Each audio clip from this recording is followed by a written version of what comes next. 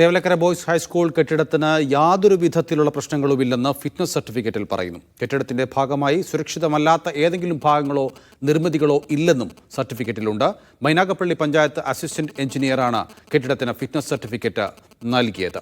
വിവരങ്ങൾ നൽകാൻ ലിജോ റോളൻസ് ചേരുകയാണ്. ലിജോ, ഒരു തരത്തിലുള്ള ഫിറ്റ്നസ് പ്രശ്നവും ഈ സ്കൂളിനില്ല എന്നാണ് ഈ സർട്ടിഫിക്കറ്റിൽ പറയുന്നത്.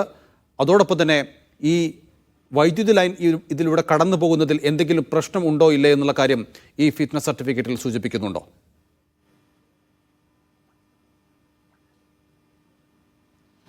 നൗഫലെ 2025-2026 അധ്യയന വർഷം ആരംഭിക്കുന്നതിന് മുന്നോടിയായി മൈനാഗപ്പള്ളി പഞ്ചായത്തിന് കീഴിൽ വരുന്ന അസിസ്റ്റന്റ് എഞ്ചിനീയർ നടത്തിയ പരിശോധനയിൽ നൽകിയ ഫിറ്റ്നസ് സർട്ടിഫിക്കറ്റാണ് ഇപ്പോൾ പുറത്തു വന്നിരിക്കുന്നത്. അതായത് തേവലക്കര ബോയ്സ് ഹൈസ്കൂളിൽ യാതൊരു തരത്തിലുള്ള പ്രശ്നങ്ങളുമില്ല, കെട്ടിടങ്ങൾക്ക് യാതൊരു തരത്തിലുള്ള പ്രശ്നങ്ങളുമില്ല എന്ന് കാണിച്ചുകൊണ്ടാണ് റിപ്പോർട്ട് നൽകിയിരിക്കുന്നത്. ആ റിപ്പോർട്ടിന്റെ അടിസ്ഥാനത്തിൽ കൂടെയാണ് ഫിറ്റ്നസ് ലഭിച്ചിട്ടുണ്ട് എന്ന് സ്കൂൾ മാനേജ്മെന്റ് നേരത്തെ തന്നെ പറയുകയും ചെയ്തത്. പക്ഷേ ഇവിടെ എത്തി പരിശോധന നടത്തിയിട്ടാണോ ആ ഫിറ്റ്നസ് നൽകിയതെന്നുള്ളൊരു ചോദ്യമാണ് ഇപ്പോൾ ഉയർന്നു വരുന്നത്. കാരണം എൻ്റെ പിന്നിൽ കാണുന്ന ആ ഓടിറ്റ കെട്ടിടത്തിന്റെ തന്നെ ആ ഓടിന്റെ പല ഭാഗങ്ങളും പൊട്ടി നിൽക്കുകയും ചെയ്യുന്നുണ്ട്. ആ കെട്ടിടം ഉൾപ്പെടെ ചേർത്തുകൊണ്ടാണ് ഫിറ്റ്നസ് നൽകിയിരിക്കുന്നത്. അപ്പോൾ ഈ കെട്ടിടമൊക്കെ പരിശോധിച്ച ശേഷം തന്നെയാണോ ഫിറ്റ്നസ് നൽകിയത്? ക്ലാസ്സിൽ ആ കുട്ടി കയറിപ്പോയത് തകർന്നു കിടക്കുന്ന തടിക്കഷ്ണം ആ തടി കൊണ്ട് മറച്ച ഭാഗം വഴിയാണ്.